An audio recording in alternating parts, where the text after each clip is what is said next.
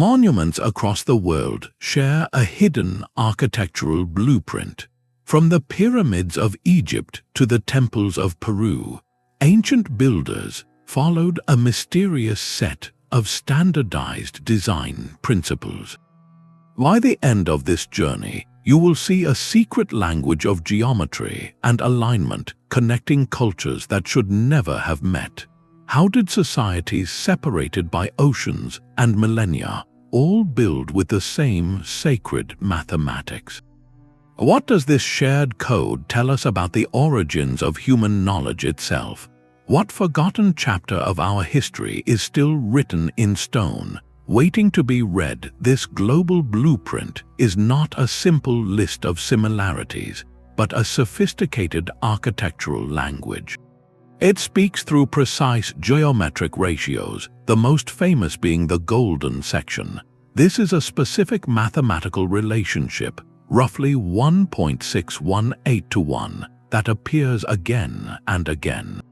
You find it in the proportions of the Great Pyramid's base to its height, and you find the very same relationship governing the floor plans of temples in ancient Mexico. It is the same silent number whispering from stone monuments separated by entire oceans. Beyond these ratios, a deeper pattern emerges in how these sites interact with the world. Builders from vastly different eras and cultures consistently aligned their most sacred structures with the four cardinal directions: north, south, east, and west. This was not a matter of simple convenience. It was a deliberate act embedding their architecture into the very fabric of the cosmos. These structures were not just buildings, they were giant calendars and astronomical observatories. Their doorways and corridors were positioned to capture the light of the solstice sun or to frame certain stars, marking sacred times with stone and shadow. This points to a shared, profound purpose. How could cultures with no known contact all arrive at the same complex conclusions about sacred space? The answer may lie not in a single discovery, but in a deeper, more universal human understanding of the world, one we are only just beginning to decipher. This shared alignment to the cardinal points is perhaps the most visible thread in the global tapestry. Stand before the Great Pyramid of Giza, and you will find its sides oriented with such precision that they almost perfectly face north, south, east, and west. Now travel across the world to the remote shores of Rapa Nui, known to us as Easter Island. There, the massive stone platforms called Ahu, which support the iconic Moai statues, are also meticulously aligned along these same cardinal axes. This is not a coincidence found in just one or two places. It is a pattern repeated from the plains of Cambodia to the highlands of Peru. The question is, why was this so universally critical? The answer lies in the sky. For these ancient cultures, aligning a structure to the cardinal directions was the first and most important step in turning stone into a celestial clock. A building oriented to true north could have its doorways and corridors positioned to capture the rising sun on the equinox, or to mark the solstice sunset. This provided an unerring calendar for planting and harvests, and it fixed the timing of sacred ceremonies to the rhythm of the cosmos itself. The sheer precision is what truly staggers the modern mind. With only simple tools, these builders achieved alignments accurate to within a fraction of a single degree. This implies a deep, sophisticated knowledge of astronomy and geometry, a knowledge that seems to appear fully formed across the ancient world. It points to a foundational layer of human understanding, a shared recognition that to build a sacred space was to weave it into the very fabric of the universe.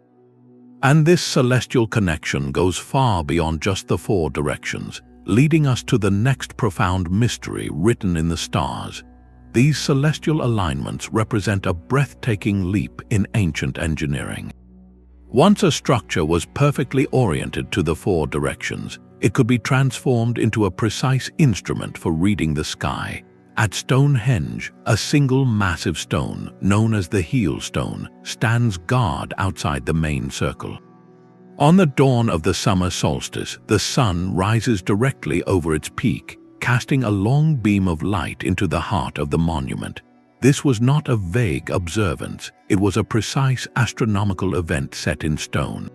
Across the Atlantic, at the Pyramid of Kukulkan in Chichen Itza, a similar mastery is on display. During the spring and autumn equinoxes, the setting sun casts a series of triangular shadows down the pyramid staircase. These shadows merge to form the undulating body of a giant serpent, slithering down to meet a stone serpent head at the base. This is architecture as celestial theater, a spectacle that could only be created with an intimate understanding of the sun's annual journey. This function as a cosmic calendar was replicated across the globe. The Sun Temple at Machu Picchu features carefully placed windows and niches that frame the solstice sun. On the small Mediterranean island of Malta, the Mnajdra Temple complex is designed so that the rising sun on the equinoxes shines directly through its main doorway, illuminating the central altar. These were not just places of worship, they were permanent observatories. They allowed a watching class of priests or astronomers to predict the changing seasons, to forecast eclipses, and to mark sacred dates with unerring accuracy. The ability to predict these cosmic events granted them immense social and spiritual authority, for they became the interpreters of the gods' schedules. How could this specific function, this drive to build massive stone calendars, emerge independently in cultures separated by vast oceans? It points to a universal human impulse to find order in the cosmos, to codify the rhythms of the heavens into a reliable system here on Earth. This shared ambition to mirror the sky in stone required more than just observation. It demanded a common, hidden language of mathematics to bring these visions to life. This sacred geometry was not merely decorative, it was foundational. If the heavens provided the celestial timing, then geometry provided the silent, mathematical language for construction itself. When we look past the weathered surfaces of these ancient sites and examine their core blueprints, a startling pattern of numbers emerges. The floor plans and cross-sections of monuments like the Parthenon in Greece, the Great Pyramid in Egypt, and the sprawling city of Teotihuacan in Mexico all reveal the repeated use of specific, irrational numbers. These are numbers that cannot be expressed as a simple fraction, numbers that run on forever.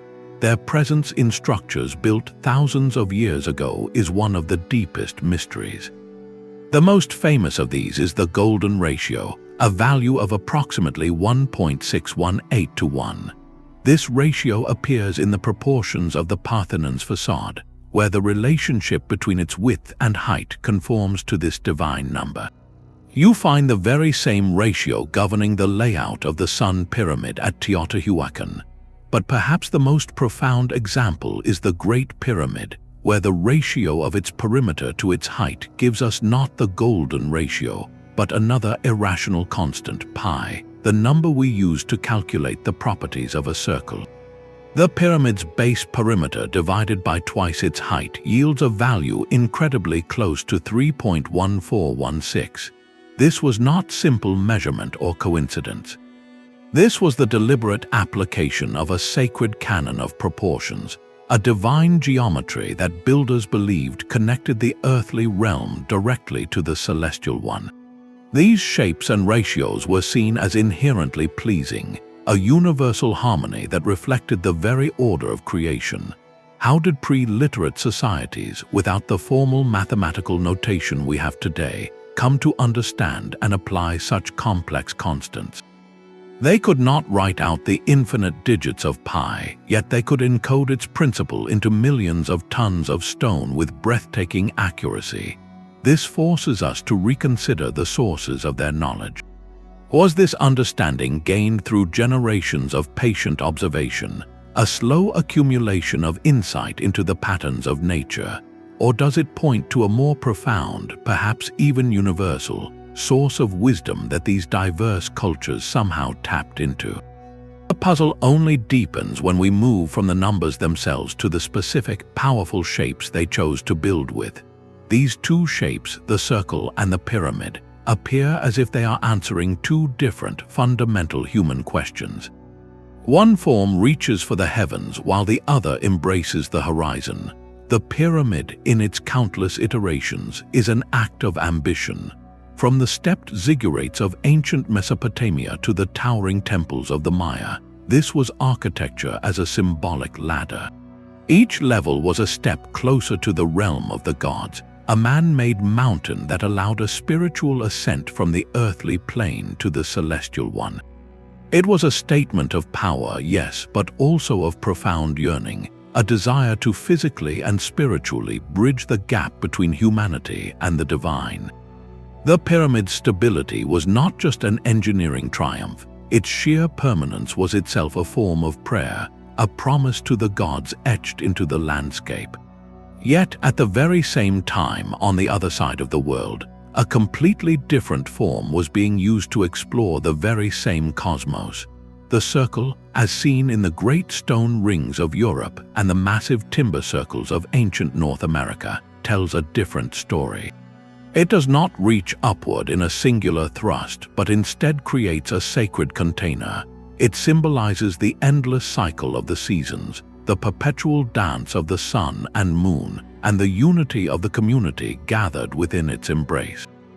There are no corners, no sharp edges, just a continuous, unbroken line reflecting the cyclical nature of life, death, and rebirth.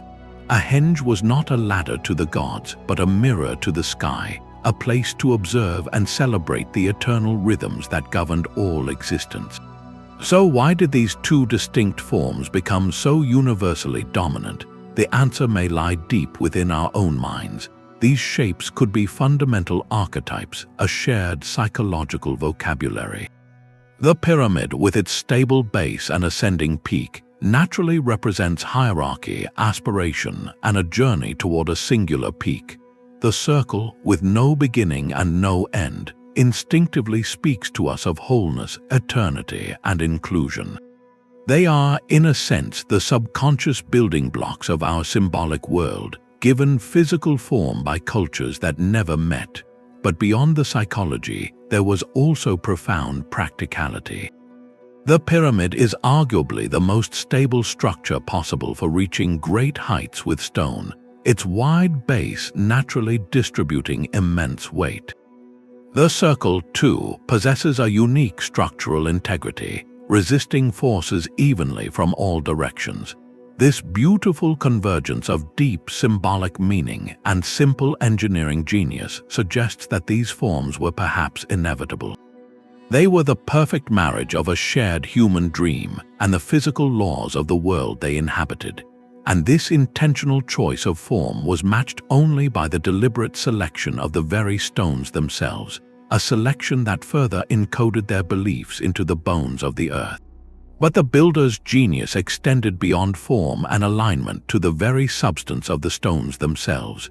Their selection of materials was never just a matter of convenience, it was a core part of the sacred design. At the Great Pyramid of Giza, the massive core blocks are a specific type of limestone, chosen for its local abundance, yet its outer casing was once clad in brilliant, polished white Chora limestone, reflecting the sun with a blinding radiance. This was a deliberate act, transforming the structure into a man-made beacon, a solar pyramid. Even more telling are the smaller blue stones at Stonehenge, transported from the Preseli Hills in Wales, a staggering journey of over 200 kilometers. Why go to such immense effort? The answer lies in ritual significance. These stones were not chosen for their structural strength alone, but for their perceived power, their connection to a distant, sacred landscape. This pattern repeats at Puma Punku in Bolivia, where builders worked with andesite, an exceptionally hard stone, cutting it with such precision that the blocks fit together like a complex puzzle, interlocking without any mortar. The material itself was part of the message, a testament to a mastery over the Earth's most durable elements.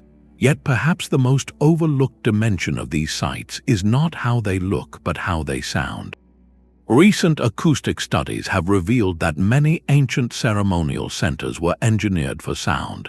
The so-called King's Chamber inside the Great Pyramid resonates at a specific, low frequency. On the Mediterranean island of Malta, the hypogeum of Hal Saflieni is an underground labyrinth where sound waves behave in strange ways.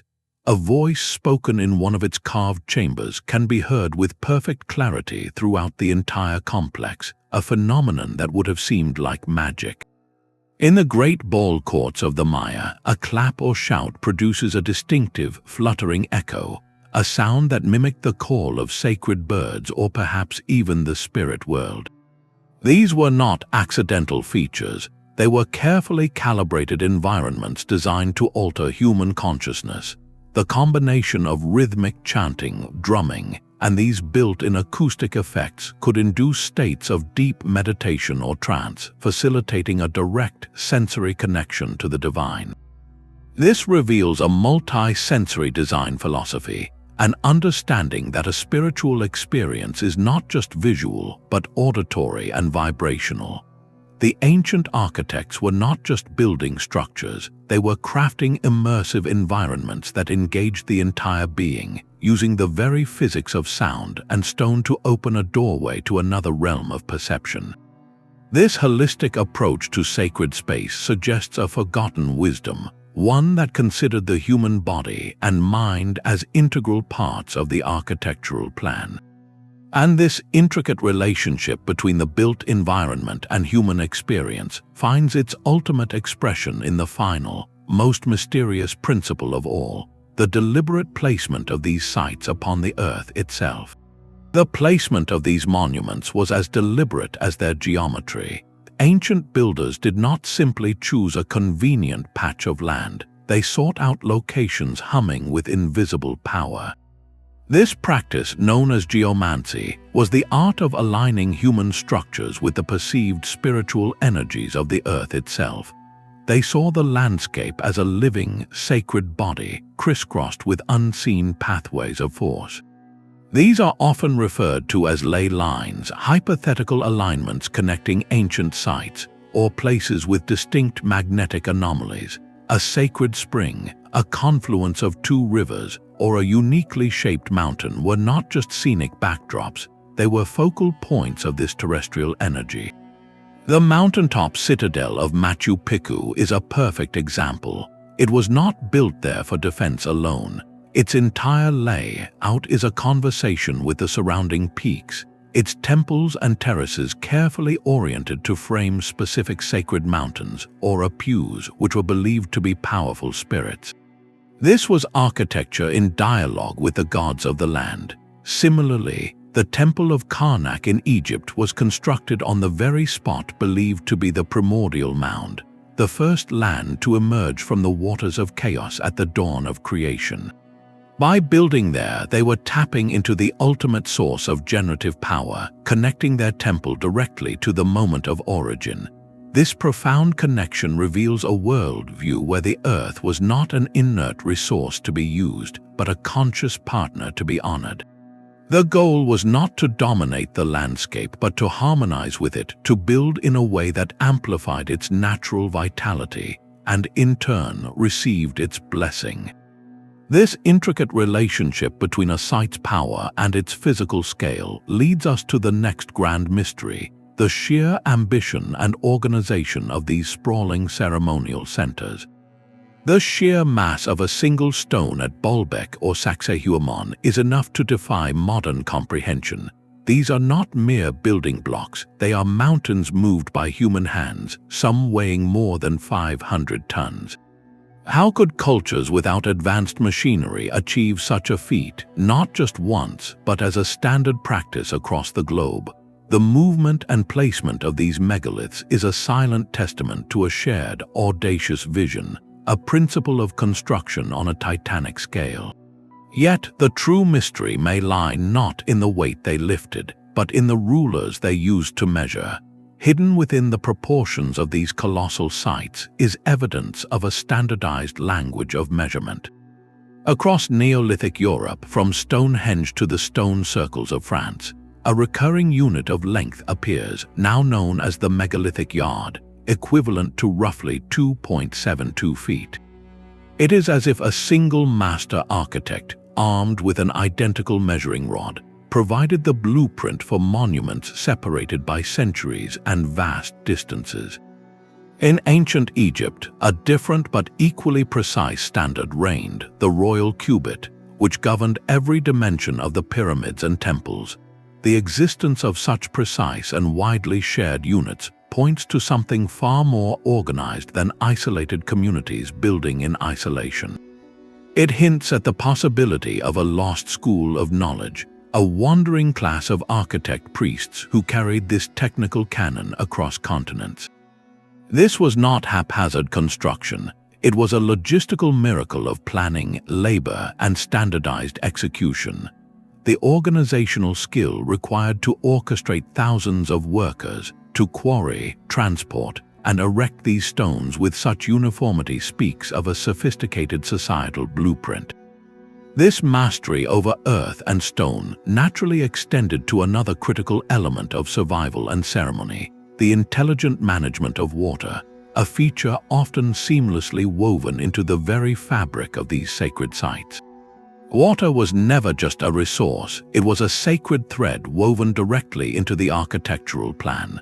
Beyond grand pyramids and stone circles, ancient builders demonstrated a profound mastery over this vital life force, integrating sophisticated hydraulic engineering into their most holy sites. This was a spiritual technology. At Mohenjo-Daro in the Indus Valley, an entire city was built with an advanced network of drains and baths, including the famous Great Bath, a watertight structure that likely served as a center for ritual purification. The movement of water was carefully managed, turning a practical necessity into an act of ceremonial cleansing. Far away in the Andes, the builders of Machu Picchu achieved a similar feat. They constructed a series of stone channels and fountains that guided fresh spring water through the citadel. This was not a random plumbing system. The water flowed along pathways that mirrored sacred alignments, with each fountain serving a specific residential group and culminating at the Temple of the Condor, blending utility with deep spiritual significance.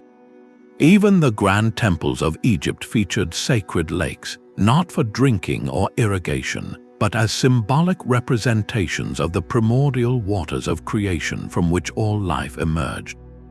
This control over water demonstrated a powerful harmony with nature. It showed an ability to command a fundamental element, to direct its flow for both physical cleanliness and spiritual renewal. The channeling of water was often symbolically linked to the journey to the underworld or to concepts of rebirth, making the entire site a living map of cosmic principles. This seamless fusion of engineering and belief reveals a holistic design philosophy, one that saw no separation between the functional and the divine.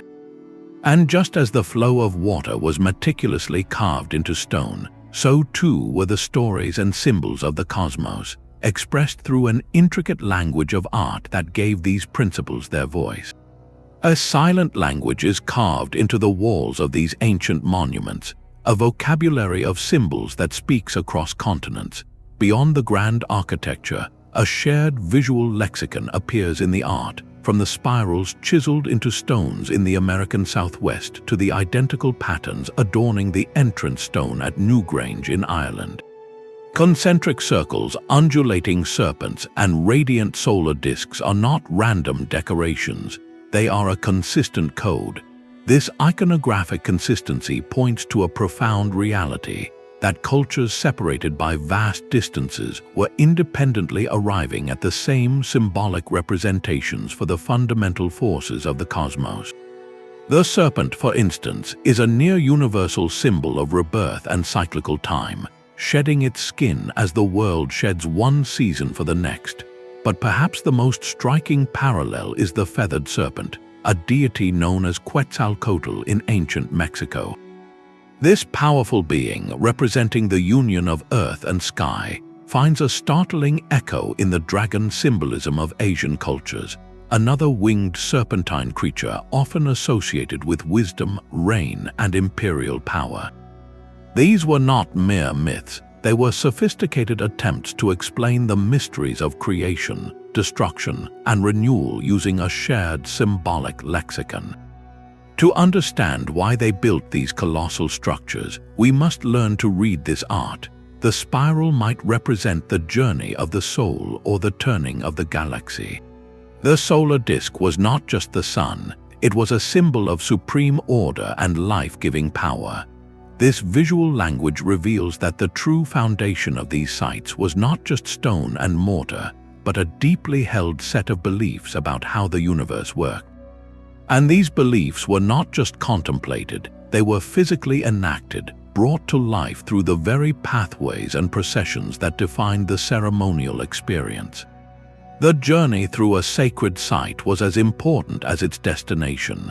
These ancient architects were masters of movement, designing the very ground you walked on to shape your spiritual experience. Long, straight causeways, like the one leading to the Pyramid of the Moon at Teotihuacan, were not mere sidewalks. They were profound ceremonial roads, guiding thousands of participants on a deliberate, linear path toward the sacred mountain of the temple. This was a physical and symbolic ascent. With each step, the pilgrim was drawn further away from the mundane world and closer to the realm of the gods, the architecture itself orchestrating a slow, deliberate transition in consciousness. This principle of the axial procession is found across the globe. At Angkor Wat in Cambodia, a massive stone causeway crosses a vast moat, leading the devotee through a series of towering gateways, each one marking a further stage of spiritual passage into the heart of the temple complex. In ancient Greece, the sacred way to the Temple of Apollo at Didyma was lined with statues and offerings, a path walked by those seeking prophecy from the oracle. The journey was a form of purification, a preparation for an encounter with the divine. But these pathways were more than just symbolic, they were precisely aligned with the heavens. Often, these central axes were oriented to frame the rising or setting sun on a solstice or equinox. This created a breathtaking convergence where the architecture, the moving participant, and the celestial body all fell into a perfect, momentary alignment. You were not just walking toward a temple, you were walking in step with the cosmos, your personal journey mirrored by the sun's own sacred path across the sky. This dynamic interaction was designed to induce a powerful state of mind. The rhythmic act of walking, the narrowing of focus to a single, celestial goal, and the overwhelming scale of the architecture worked in concert to quiet the everyday thoughts. It prepared the individual for worship, for revelation, or for receiving a vision. This choreography of movement was a direct extension of the sacred geometry found in the site's layout, a living mathematics that guided the human spirit as precisely as it measured the stones.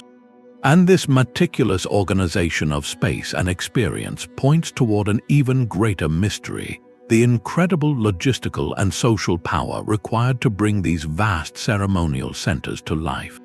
The presence of pi and the golden ratio in these structures is far too precise to be accidental. It reveals a conscious effort to encode the universe's fundamental patterns into stone. At the Great Pyramid, the mathematical relationship is breathtakingly direct. If you take the pyramid's perimeter and divide it by twice its height, the result is a number incredibly close to pi, the very constant that defines a circle's circumference. The builders essentially squared the circle, creating a pyramid that behaves mathematically like a sphere, a perfect fusion of linear and circular geometry. This was not a rough approximation. It was a deliberate, sophisticated application of a mathematical truth. The same profound understanding appears in the proportions of the Parthenon. Its magnificent facade forms a near-perfect golden rectangle, where the ratio of its width to its height aligns with the golden ratio of 1.618 to 1. This is the same ratio that dictates the growth pattern of a nautilus shell, the arrangement of seeds in a sunflower, and even the spiral arms of distant galaxies. These builders were not just mathematicians, they were philosophers of nature, recognizing that these irrational numbers were the hidden syntax of creation itself. How could cultures with no formal calculus or written notation have grasped these constants that run infinitely without repeating? It suggests they were not inventing mathematics, but discovering it, listening to a cosmic rhythm that echoed through the natural world, and then transcribing that rhythm into their most sacred spaces. This shared reverence for a universal code implies a common source of inspiration, a deep, intuitive connection to the very fabric of reality. And just as they read this mathematical language in the silent growth of a shell, they also learn to read it in the dramatic, moving canvas of the sky, leading to an equally sophisticated system of celestial timekeeping. The sun's journey across the sky was the most dependable timepiece these cultures ever knew. Its extreme positions, the solstices and equinoxes, became the anchors of their entire calendar, marked with breathtaking precision across the globe. High in the Andes, the Intihuatana stone at Machu Picchu was more than a carved rock. It was a sophisticated solar clock, its angles and shadows casting a perfect, moving pointer that tracked the sun's passage with uncanny accuracy, telling the priests exactly when the sun was at its peak or at the turning points of the year. Far to the north, on a solitary mesa in New Mexico, another solar instrument was at work. At Fajada Butte, a unique set of spiral petroglyphs is carved into a shaded rock face. For most of the year, it remains in shadow, but on the summer solstice, a dagger of sunlight slices perfectly through the center of the largest spiral. On the winter solstice, two daggers of light frame it on either side. This was not art alone, it was a celestial event captured in stone and light. And across the Atlantic, the ancient passage tomb of Newgrange in Ireland holds one of the most dramatic solar alignments. Its long, narrow entrance passage is oriented so that for just a few minutes at dawn, on the days around the winter solstice, a beam of sunlight travels up the dark corridor and illuminates the central burial chamber deep within the mound. This single, fleeting moment of light in the heart of the darkest time of year was a powerful symbol of rebirth and the sun's promised return. This global preoccupation was not merely astronomical curiosity. It was a matter of survival. Knowing the exact date of the solstices and equinoxes told them when to plant and when to harvest, when the rains would come and when the rivers would flood. It fixed the dates of their most sacred ceremonies, ensuring their rituals were performed in perfect harmony with the cosmos. These sites were the beating heart of their civilizations, the central clock that synchronized all human activity with the divine rhythm of the heavens. This universal drive to pinpoint these celestial moments reveals a profound truth. By marking the sun's extreme positions, these cultures were not just tracking time, they were defining the center of their world. They were creating a fixed point in the turning year, a sacred pivot around which all of life revolved, a concept that leads us directly to the idea of a world center, an axis mundi connecting the earth to the sky. This profound desire to connect the earthly and the divine finds its ultimate expression in the idea of a world center, a sacred pivot point for the entire cosmos. Across countless traditions, we find the concept of the axis mundi, a central pillar or cosmic mountain that links the heavens, the earth, and the world below. This was not a vague metaphor, but a spiritual reality given physical form. The pyramid itself is the most literal manifestation of this belief, a man-made mountain serving as a staircase for the soul to ascend toward the gods. But this symbolic function was not limited to pyramids. In the sun-drenched courtyards of Egyptian temples, the towering obelisk served as a petrified ray of the sun, a connection point between the pharaoh and the solar deity. Far across the world, the central pole of a Native American ceremonial lodge represented the very axis of the world, around which the universe turned. Even in the natural landscape, certain locations were recognized as these world centers, like the holy mountain of Kailash in Tibet, believed to be the center of the universe and a ladder to other realms. This standardization of a single, powerful concept in physical form, from Mesoamerican temples to Southeast Asian stupas, points to a universal human urge. We yearn to define a sacred center, a fixed point of order in the chaos of existence, and to establish a tangible link between our mundane world and the divine. This connection was so vital that it was often carefully guarded and defined. The boundaries of these sacred centers were marked with immense precision, using walls, gateways, or standing stones to separate the consecrated ground from the profane world outside. To cross that threshold was to step onto the axis of the world itself, leaving the ordinary behind and entering a space where communication with the gods was not just possible, but architecturally invited. This invisible line between the sacred and the ordinary was made powerfully real with stone and earth. A ceremonial space was defined by its edges, by the deliberate boundaries that separated it from the world outside. Think of the colossal, zigzagging walls of Sacsayhuaman in Peru, their interlocking stones forming a barrier of breathtaking scale and strength. Or consider the deep ditches and towering earthen banks that encircle the great henges of Britain, carving a circular sanctuary out of the open landscape. In the ancient Greek world, a sacred precinct was marked by the Temenos Wall, a clear line that set apart the ground belonging to the gods, and at the magnificent Angkor Wat, a vast moat mirrors the heavens, isolating the temple complex as an island of cosmic order. These were not simple fences, they were profound declarations. To cross such a boundary was to undergo a transition, to leave behind the unpredictable chaos of daily life and enter a zone of perfect harmony and heightened spiritual power. The design was deeply symbolic. The immense effort required to build these walls and ditches reinforced the importance and exclusivity of the rituals performed within. They created a hierarchy of space, ensuring that only those prepared and purified could access the innermost mysteries. This carefully controlled access points directly to the heart of the complex, to the most secret and potent spaces of all. These inner sanctums were the beating heart of the entire complex, spaces so sacred that only the highest priests or rulers were permitted to enter.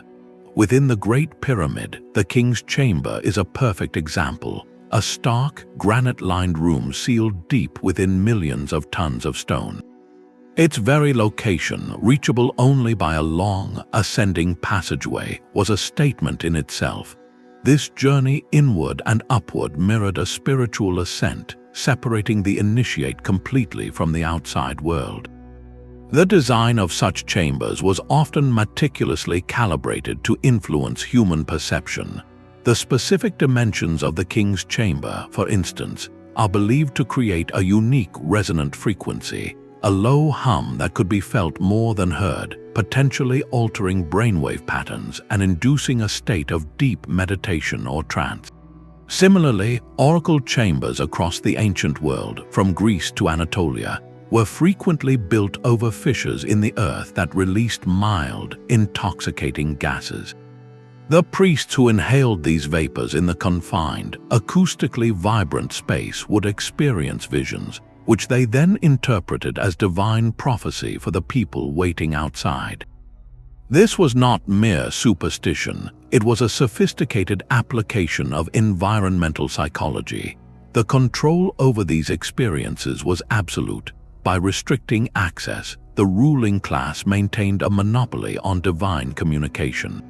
The average person could only witness the public ceremonies in the grand courtyards, never seeing the secret rituals within.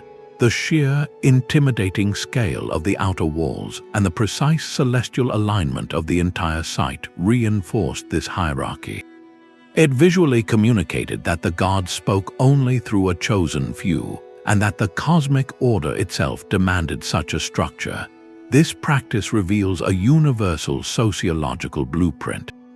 Across oceans and eras, from the Americas to Asia, we see the same pattern, a society where spiritual authority was centralized through architectural design. The mystery of the inner sanctum was a powerful tool, one that transformed faith into a managed resource, ensuring social cohesion and stability through a carefully staged encounter with the divine.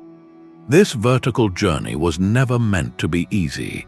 The steep stairways of ancient Mayan temples forced the climber into a posture of humility and intense focus. Every step upward requires a deliberate effort, the body leaning forward, the eyes fixed on the next narrow tread. This physical struggle was itself a form of prayer, a ritualized shedding of the worldly self. The grand, ceremonial staircases of Persian audience halls, or apadhanas, served a similar purpose, though for a different kind of ritual. Here, ambassadors from across the empire would ascend a long, shallow flight of steps, their slow, stately progress a visible performance of their submission to the king's power and their approach to the divine authority he embodied. Whether in the jungle or the palace, the staircase transformed a physical path into a spiritual narrative. Even the tiered levels of the great Mesopotamian ziggurat were not solid, but were ascended by a continuous, winding ramp that spiraled around the structure. This was a journey that mimicked the turning of the heavens themselves, a slow, spiraling ascent toward the shrine at the summit where the earthly and celestial realms met. The very design of these steps, their pitch and their rhythm, was engineered to induce a specific state of mind. By demanding total concentration on the climb, the architecture quieted the chatter of ordinary thought, preparing the individual for a transcendent encounter at the peak. This global obsession with building upward speaks to a fundamental human impulse, a deep-seated desire to rise above our earthly condition and touch the sky. But such a coordinated, global expression of this impulse could not have been accidental. It points to a deeper, more organized source, a master plan that guided the hands of builders across the world.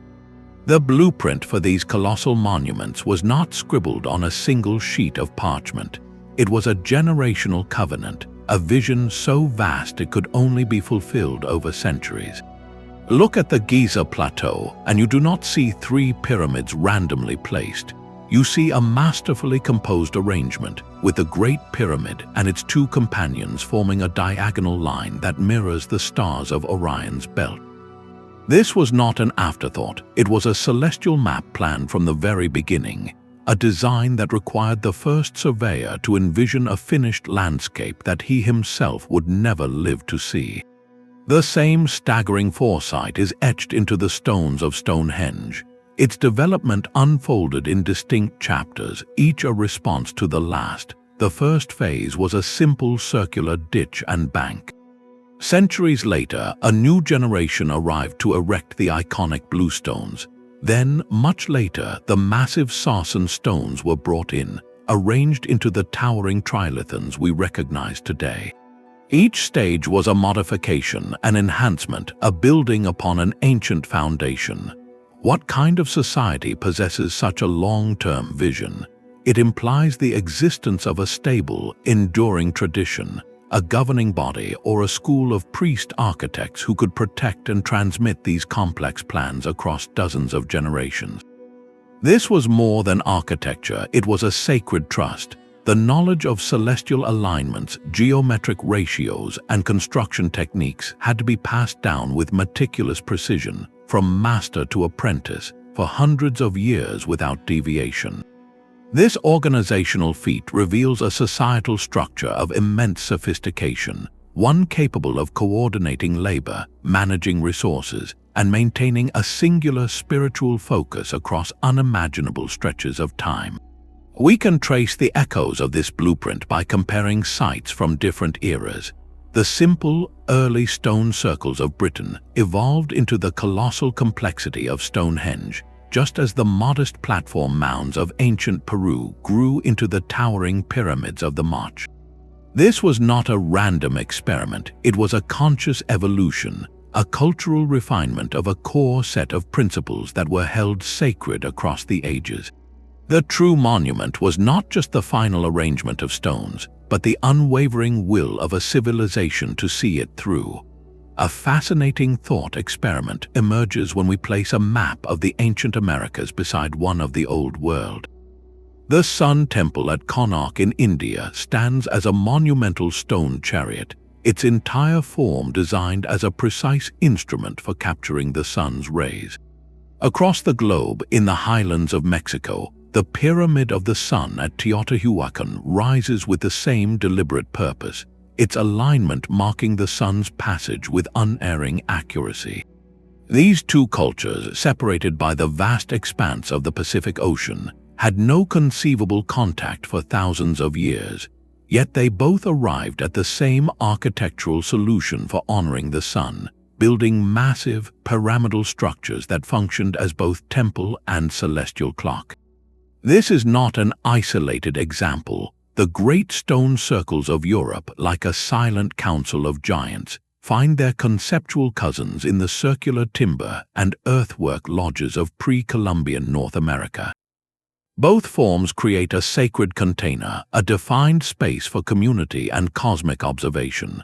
The use of megalithic construction, moving and shaping stones of immense size, was a shared practice from the shores of Lake Titicaca to the plains of Anatolia. The question this comparison forces upon us is profound. Did these similarities arise because early human groups carried a common seed of knowledge with them as they migrated across the world, a foundational understanding of sacred geometry and astronomy that was then expressed in stone wherever they settled? Or does this point to something even more fundamental, the idea that human minds, when contemplating the same fundamental mysteries of the cosmos, the sun, the stars, and the earth, will inevitably arrive at the same conclusions and express them through similar forms? This line of inquiry naturally leads to more speculative possibilities, suggesting that these parallel achievements might be the fragmented legacy of a much older, now lost, chapter in the human story, a time when a shared wisdom was the common inheritance of humanity.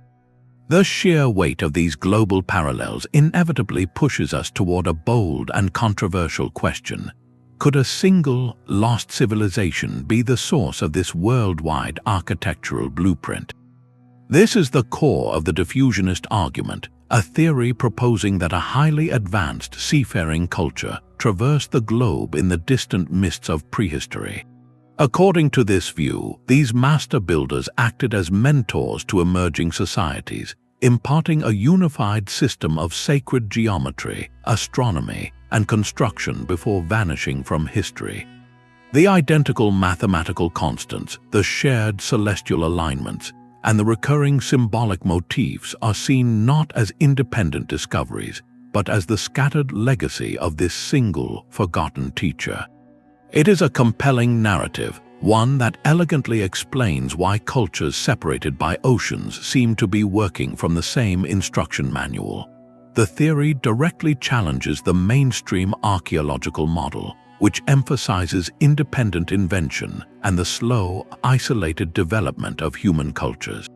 The diffusionist hypothesis paints a far more dynamic picture of the ancient world, suggesting a web of transoceanic contact that rewrites our entire understanding of human progress. Yet for all its allure, this idea faces a significant hurdle: the absence of what scholars would call a smoking gun. If such a globe-spanning civilization existed, where is its homeland? Where are the ruins of its cities, the evidence of its distinctive pottery, or the clear genetic trail of its people? Mainstream archaeology points to this evidential void, arguing that the similarities can be adequately explained by the universal human mind confronting the same fundamental problems of mathematics, astronomy, and social organization.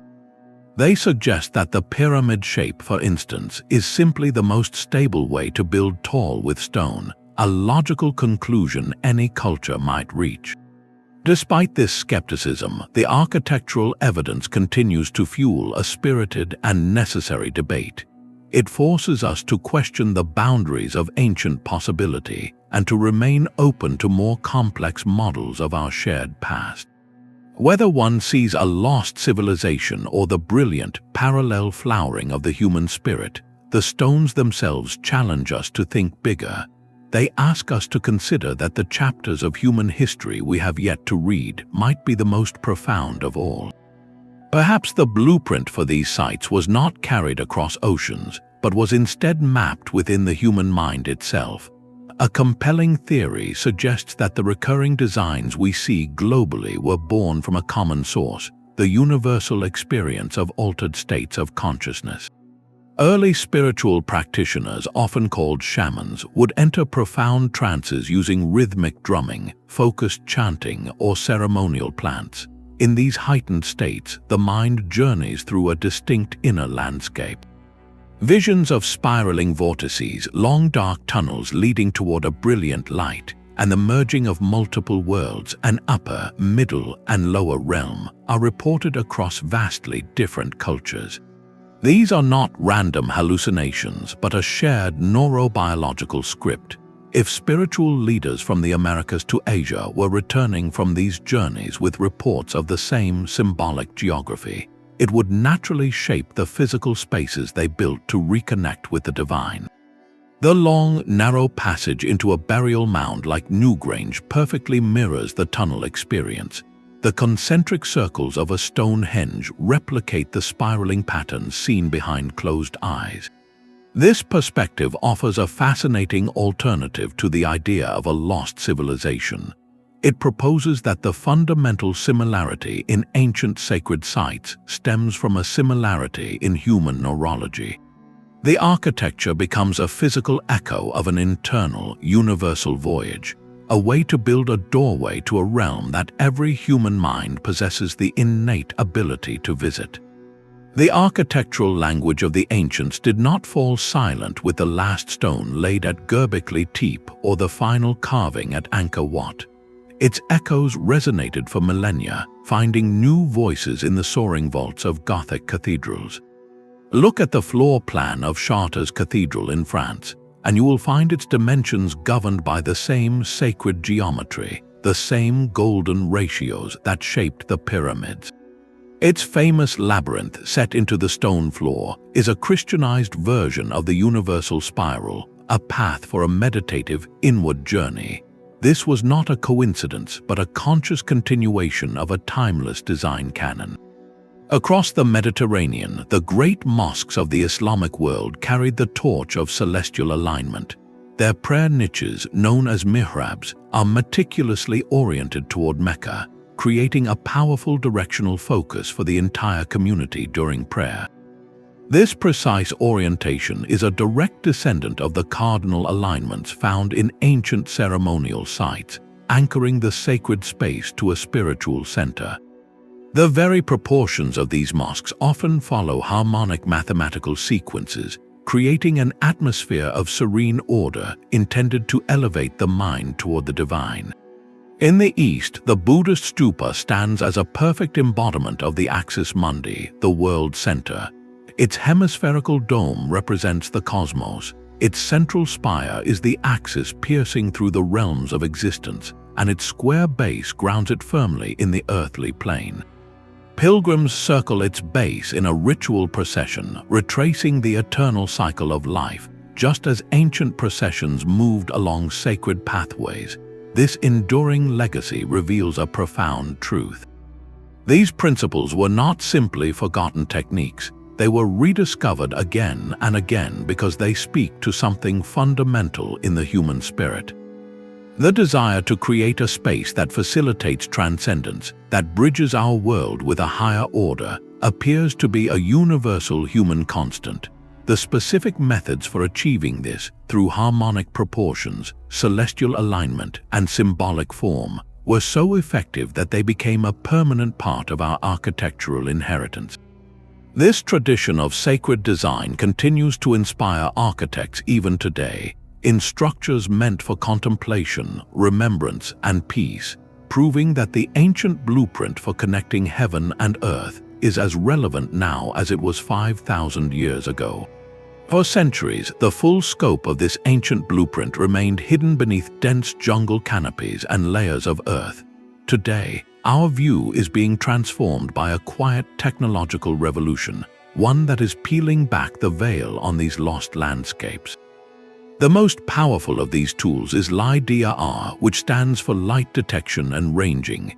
Think of it as a form of high-tech echolocation, where millions of laser pulses are fired from an aircraft down through the forest canopy. These pulses bounce off the ground and any structures below, returning to a sensor to create an incredibly detailed, three-dimensional map of the Earth's surface, stripped completely bare of vegetation. The results in places like Guatemala have been nothing short of breathtaking. What we once knew as the isolated Maya city of Tikal has been revealed by LiDAR to be the core of a sprawling, interconnected metropolitan network. The scans showed a vast, intricate web of causeways linking ceremonial centers, reservoirs, farmlands, and defensive walls, all organized on a scale previously unimaginable. This was not a collection of isolated temples, but a single, consciously planned ceremonial landscape, a testament to a level of urban and ritual organization that rewrites our understanding of this civilization. This technology is not limited to the jungles. Ground-penetrating radar is now scanning the Earth beneath famous sites like Stonehenge, revealing a hidden universe of ritual pits, buried stones, and previously unknown monuments that formed a vast sacred complex. From orbit, satellite imagery can detect subtle differences in soil moisture and plant growth, tracing the outlines of massive earthworks long since plowed under and forgotten. We are no longer reliant on speculation or the slow work of a single trowel. We now have the ability to see the entire canvas, to understand how these sites functioned as integrated wholes. This shift to data-driven archaeology allows us to test the standardized principles with unprecedented accuracy. We can now map celestial alignments across entire ceremonial landscapes, not just single structures. We can analyze the geometric relationships between multiple sites within a network, searching for a larger, regional master plan. The stones are finally giving up their deepest secrets, not through interpretation, but through the cold, hard data of billions of laser points. This scientific lens is confirming that the ancient builders thought in grand, interconnected patterns, designing not just buildings, but entire ecosystems of sacred space. Yet the very act of discovery presents a profound dilemma. As we peel back the jungle and scan the Earth with lasers, we expose these ancient wonders to new and relentless threats. The soft breath of millions of visitors carries corrosive moisture into once sealed chambers. The vibrations of nearby cities and the slow, insidious creep of pollution etch away at surfaces that have endured for millennia. Even our best intentions can be damaging, as reconstructions based on incomplete guesses can inadvertently erase crucial clues, forever altering the original architectural message. This is a race against time, a delicate balance between the desire to understand and the imperative to preserve. These sites are not simply ruins, they are non-renewable resources of cultural memory, and each stone displaced or surface worn smooth is a paragraph lost from the only book these civilizations left behind. The responsibility is immense, for we are not just their archaeologists, we are their temporary guardians. But the challenge is not only physical, it is also intellectual. We are forever separated from the builders by a chasm of time and thought. When we stand before a mysterious carving or enter a uniquely shaped chamber, we are viewing it through a distinctly modern lens. It is incredibly difficult to resist the temptation to project our own beliefs, our own logic, onto a culture whose worldview was fundamentally different from our own. That zigzag pattern might be a symbol for water to us, but to them, it could have represented the path of a serpent deity or the very sound of thunder. A chamber we label a tomb might have been used primarily for initiations, astronomical observations, or as a resonant space for acoustic rituals. The true, lived meaning of these spaces, the specific prayers that were whispered within them, the exact emotions they were designed to evoke, these subtleties are often the first things to fade from history. This forces a certain humility upon us. We must acknowledge that for all our technology and scholarship, there are layers of meaning we may never fully recover. The grand narrative we piece together is, by necessity, a translation, and some of the most beautiful and profound verses are inevitably lost in the process.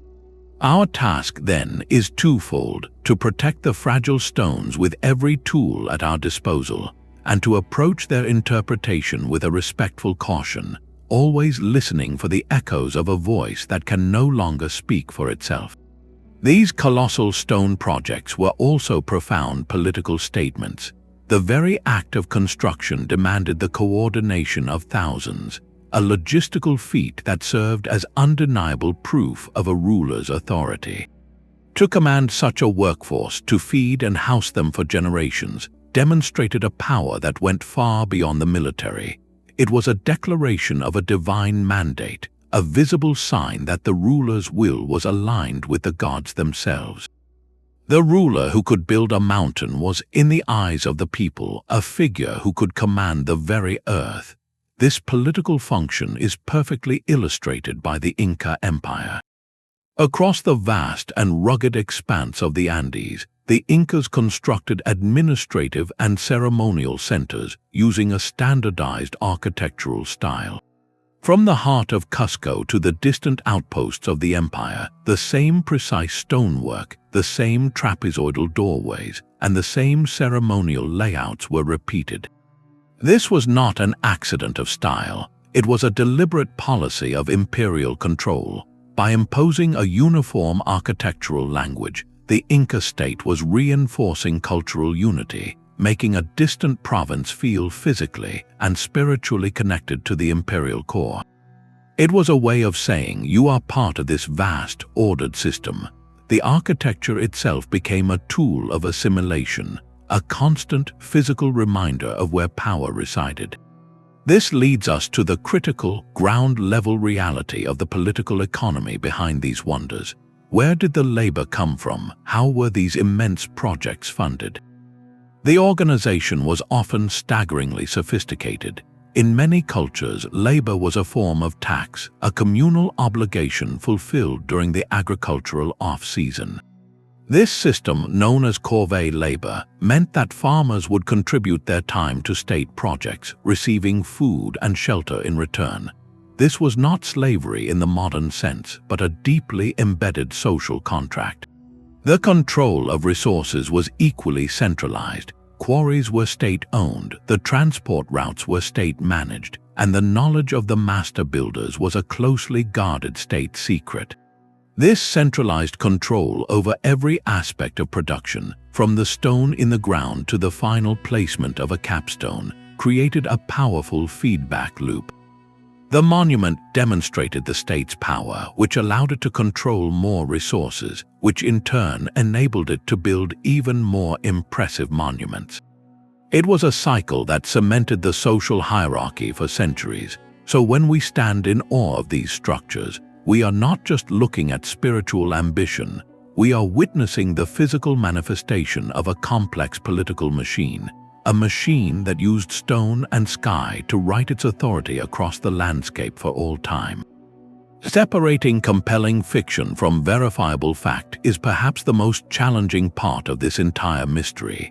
As we explore these global patterns, a chorus of sensational claims inevitably arises, suggesting that the only possible explanation for such sophistication must lie with lost super-civilizations or even extraterrestrial guidance.